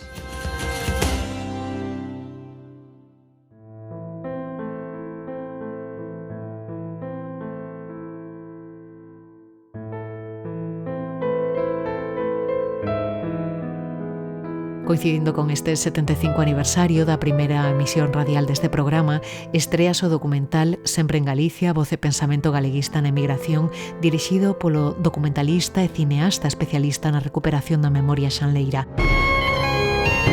Coa morte de Castelao, o galeguismo seguiu sendo o que sempre foi. É dicir, cun sector que podíamos chamar de dereitas e un sector que podíamos chamar de esquerdas, como sucedeu sempre no Partido Galeguista e no Movimento Galeguista. Decidimos crear unha audición galega e en galego polo estilo da que había xa en Buenos Aires, creada principalmente por Seoane. Como acababa de salir o libro de Castelao, dimoslle o nome do Sempre en Galicia.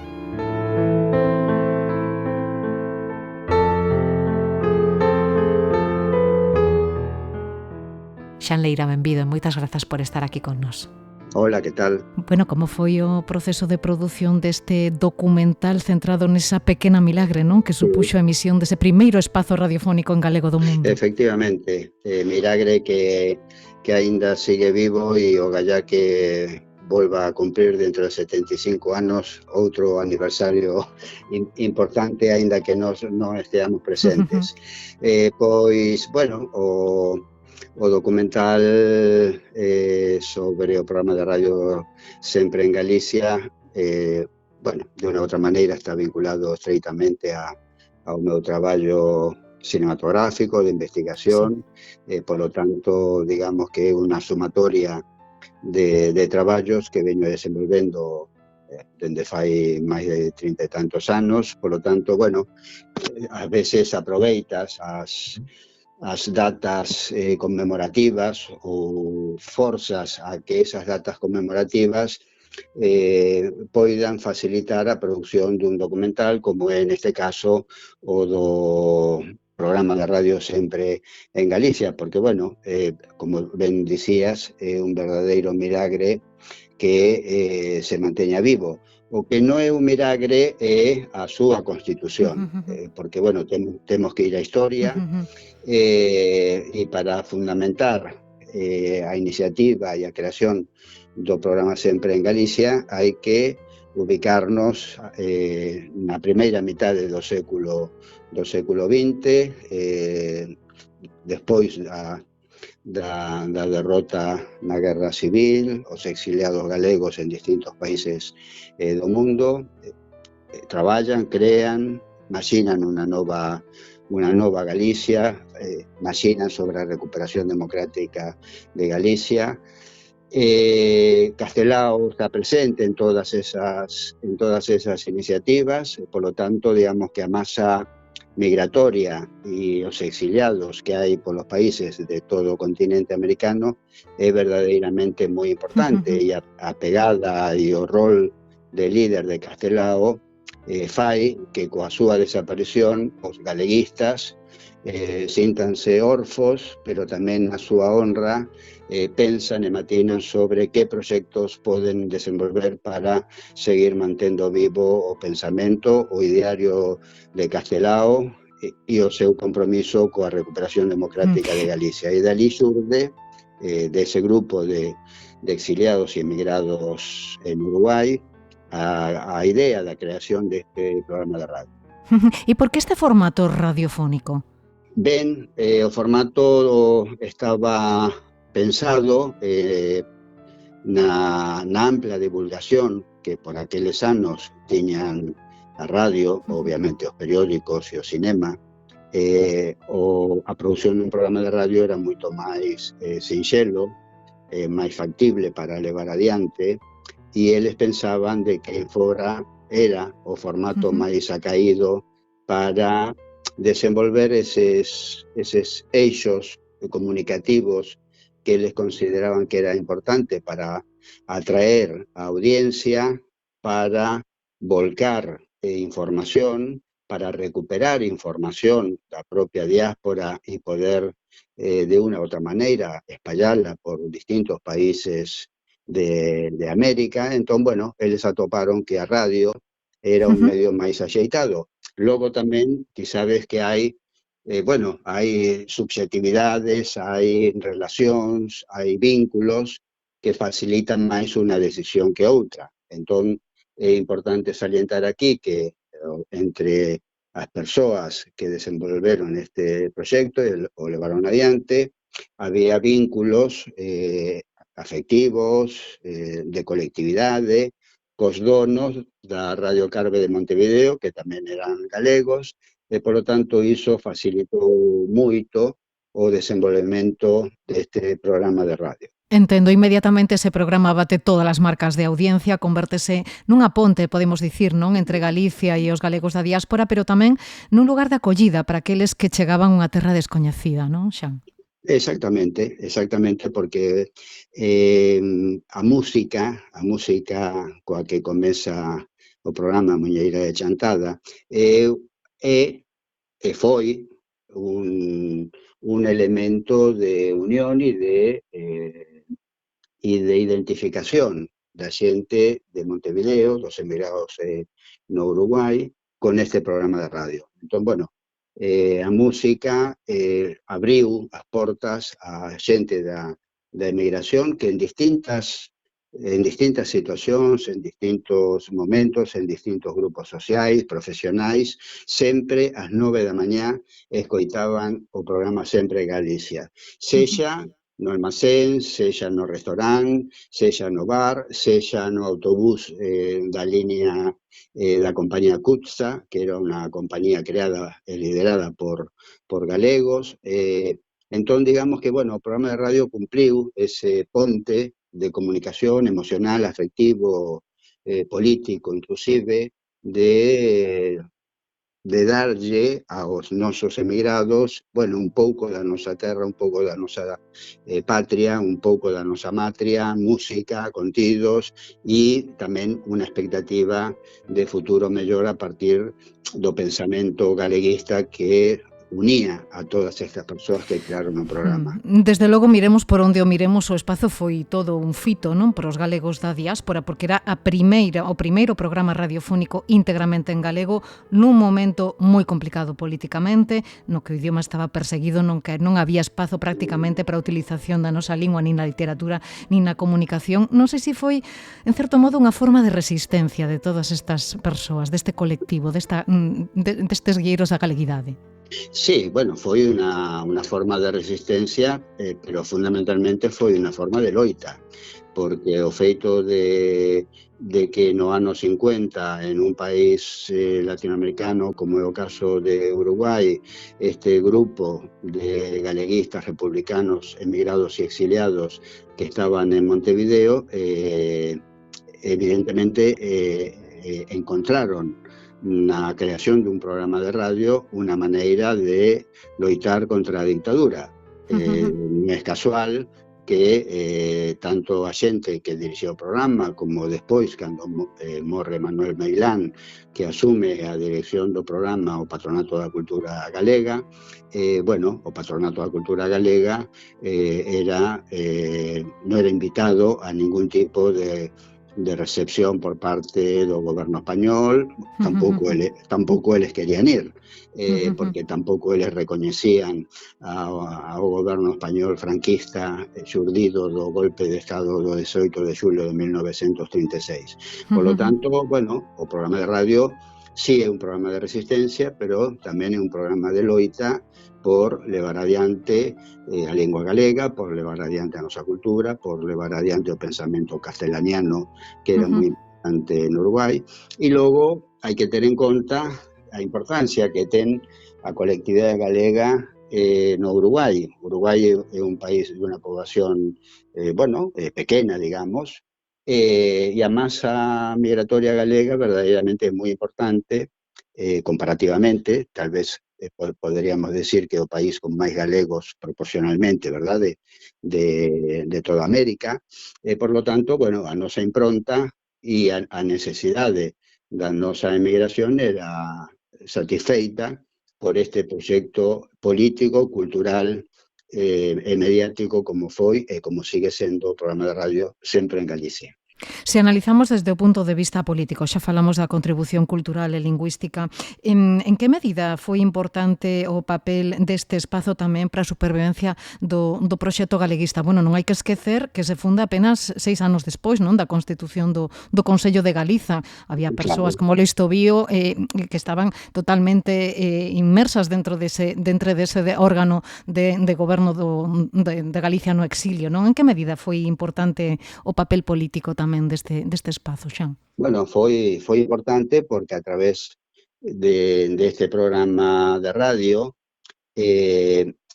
creábase, porque, bueno, digamos que as cousas non xurden de nada, ¿no? Xa en anos anteriores, en Bos Aires, xa Tacholas, Maruxa Buga e outros emprendementos de radio, o propio Luis Seoane, desenvolveron programas de radio coa clara intención de ser un medio de desenvolvemento e de espallamento do ideario republicano, democrático e galeguista dos nosos exiliados. Por lo tanto, absolutamente é así. O programa de radio cumpría unha función política de espallamento de estas ideas. E a través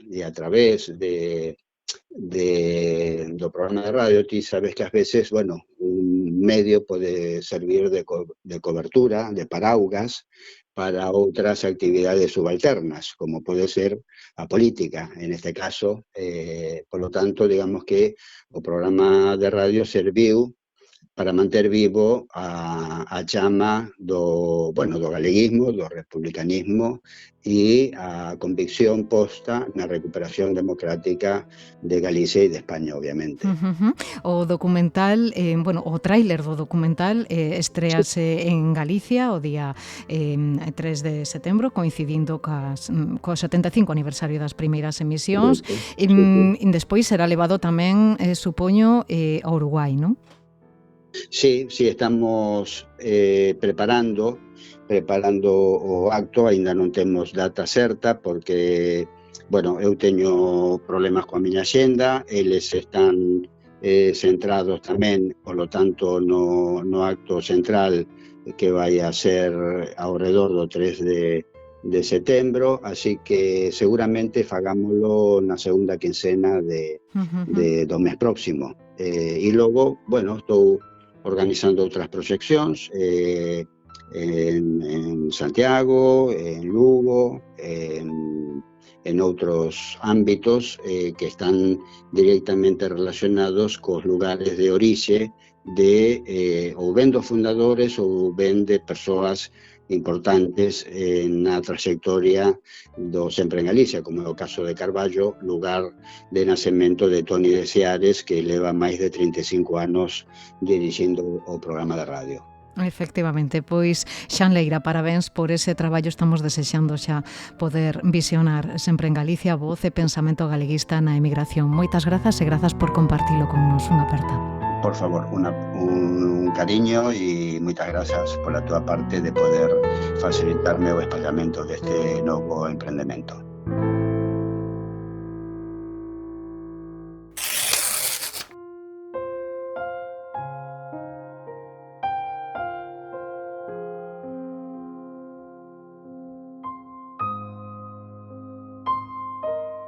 Hai máis de 20 anos, a xornalista luguesa Mónica Rebolo Vázquez decidiu investigar a fondo este programa radiofónico que causou unha auténtica revolución no seu momento e que nos siga abraiando aínda hoxe 75 anos despois. Os resultados deste estudo é o libro Bos días galegos e aquí sempre en Galiza, publicado por Laio Bento no ano 2002.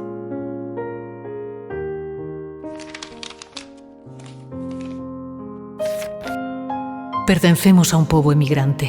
A nosa historia, a nosa cultura e a nosa arte desbordan os lindes do noso país cando aquel primeiro galego marchou. Para ben ou para mal, esta é unha realidade abafante e non se esvaerá nin tan doadamente nin tan pronto. Compre saber, polo tanto, que o acontecer de Galiza sobrepasa as súas propias fronteiras e que cada vez que falamos do noso debemos... Mónica Rebolo, que tal? Benvida. Hola, que tal? Bueno, que saibas que foi un gusto mergullarme de novo nas páxinas deste libro, tantos anos despois, e nesta relectura chámame moito a atención que falas en moitas ocasións de esquecemento, non? Eu falo de esquecemento o coñecer o traballo que se fixo al enmar e que moitas veces é absolutamente descoñecido aquí na Galicia territorial que falan eles. Unha vez iniciei a investigación sobre o Sempre en Galicia, vin o alcance que tiña e a importancia que tiña todo aquilo que fixeran dende a audición radial de Montevideo. Me parecía sorprendente canto menos que aquí nada se coñecera nin se recoñecera. Entón o esquecemento ven un pouco por aí. O Sempre en Galicia é un exemplo máis do traballo tan importante que se fixo na diáspora, no exilio, e que moitas veces é un traballo absolutamente descoñecido. Foi un programa, como explicaba antes, que xerou moitísima expectación, non? E que de algún xeito serviu, non sei se de refuxo, pero tamén de altofalante, non? Para todas esas persoas. O Sempre en Galicia nace nun momento moi especial, no ano 50, meses despois da morte de Castelao. Nace un pouco sendo unha homenaxe tamén ao guieiro, un querer continuar co seu labor. Nace un momento no que en Montevideo, no Río da Prata, hai exiliados, hai emigrantes, hai xente de moitos perfís, pero que todos teñen en común ese sentimento da terra lonxe, da morriña. E entón é un pouco unilos a través das ondas, cun afán cultural, cun afán de recuperar a terra que está lonxe, como que contabas, con grande éxito o fixeron, non? A través das ondas de radio conseguiron o que moitos conseguiron a través de outros medios de comunicación ou de outras formas de traballar dende a diáspora. A idea xurdiu de Castelao ou dos seus compañeiros e amigos? Eran os seus compañeiros. Castelao morre en xaneiro, no ano 50, a audición sae ao ar por primeira vez o 3 de setembro de 1950. Nada máis morrer o seu guieiro, que así lle chamaban, deciden facerlle unha homenaxe duradeira.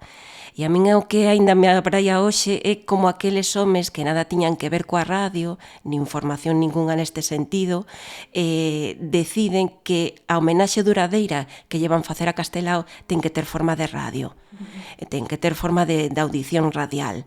Eles pretendían que fora unha homenaxe duradeira e estamos falando do 75 aniversario. Nunca tal pensaron, porque houve moitos momentos, moitas vicisitudes polo medio, pero eles o que pretendían nese primeiro momento era facerlle unha homenaxe a Castelao, seguir co seu traballo e unir a colectividade galega. Castelao, unha figura que eles consideraban excepcional, como che comentaba Lois Tobío nunha entrevista que mantiveches con el no ano 1999. Non era un ser superior, era un individuo que miraba as cousas, os feitos, a realidade e mesmo a súa personalidade desde un punto de vista altísimo. É dicir, como se fora un anxo.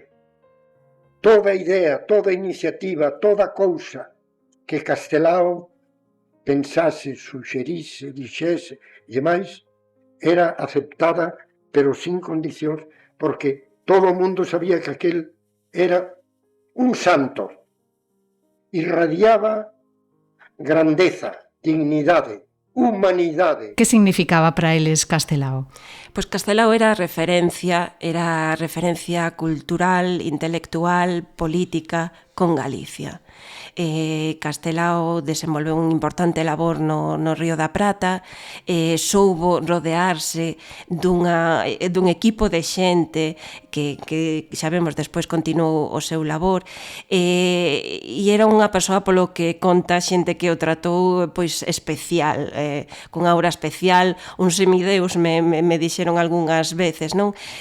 Supoño que algo de especial tería cando fixo todo o que fixo, se continuou facendo despois do seu pasamento, se continuou no seu labor, non? E acabaron facendo este proxecto tan especial porque era a primeira emisión de radio en lingua galega que saía ao aire, aínda que non era a primeira vez que os emigrantes empregaban as ondas, non, para se expresar. Había certa tradición, sobre todo na Argentina, de programas de radio, de audicións radiais feitas por galegos. O que dicía antes me abraia que a xente saiba ver o potencial da radio para unir, para difundir, para culturizar, para educar moitas veces, non? Entón, esa tradición había. Tamén no Uruguai se tivera feito algo e noutros países, pero o Sempre en Galicia foi a primeira vez que se fixo íntegramente en galego, eses programas de radio dos galegos. Na Argentina non puidera ser por problemas de legislación, era outro momento, eran outras circunstancias, pero aí houve un empeño tamén por parte dos patriarcas, dos fundadores, de que fose na lingua galega, puido ser, e despois houve unha serie de casualidades, se queremos, que o permitiu, non? Tamén Radio Carve, onde naceu Sempre en Galicia, finalmente era de descendentes de galegos, quere dicir, había unha sensibilidade, naceu así, naceu en galego, e por primeira vez eses galegos do Uruguai, da Argentina e de parte do Brasil tamén escoitaron a súa lingua a tantos kilómetros de distancia da terra. Sabemos o que representa o Sempre en Galicia na historia da cultura e tamén na difusión da nosa lingua, pero dentro do mundo da radiodifusión, Mónica, que representa este programa da radiodifusión en Galicia? Pois estamos falando dunha xoia, realmente, estamos falando dun programa que ten 75 anos en antena, ininterrumpidamente, case podemos dicir.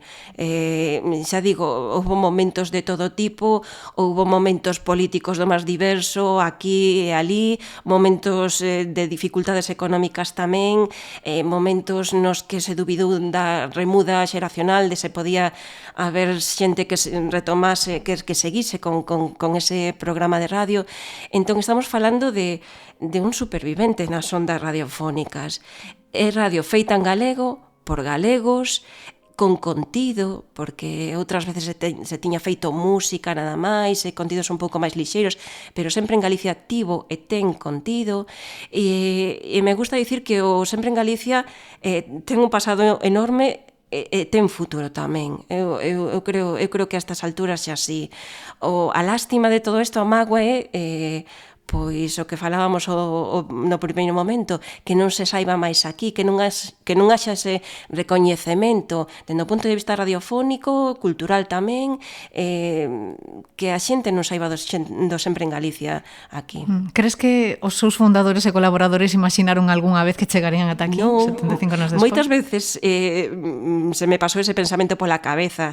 Aqueles 7 homes que empezaron o proxecto do Sempre en Galicia, cando falaban dunha homenaxe duradeira, cando chegaron á conclusión de que tiña que ser a través da radio, nalgún momento pensarían 75 anos.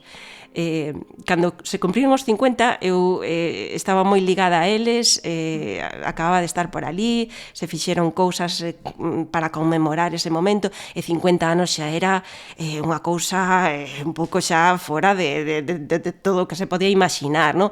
E falábamos nese momento, que diría esta xente, non? 50 anos, medio século, pois agora van 75. E xa digo, eu atopo que é un proxecto con futuro. Probablemente en 25 anos cumpran os 100, non sei. Así esperamos. Pois Mónica Rebolo, foi un placer volver compartir micrófono contigo e sobre todo escoitarte falar con tanta emoción do que representa a radio, esa radio que nunca debeu nin deberá esmorecer. Grazas. Moitas grazas pola túa sensibilidade tamén por recoller esta historia do Sempre en Galicia que emociona e que debe estar aí, que se debe de recordar. Un bico gordo.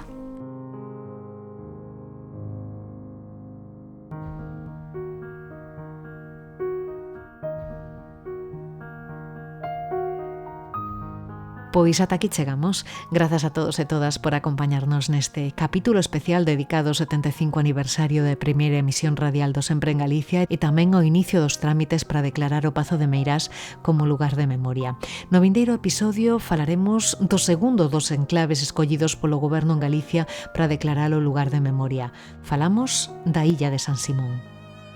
Meu pai foi 2 veces na camioneta para fora da illa, entendes? Ele foi 2 veces e 2 veces veio de volta porque dixeron, non hai máis, non caben máis, cierren. E os que non cabían viñeron de volta para a illa. E os que non cabían salvábanse, non? Sí, por milagre ou polo que fora, entendes? Polo azar. Estamos falando de uns 500 mortos que pudo haber ali, só por a cuestión de alimenticia, do trato e da climatoloxía. Xa sabes que podes atoparnos en Spotify, iBooks ou YouTube. Ata cando queiras. A ferida aberta no 36, un podcast de Nuria López.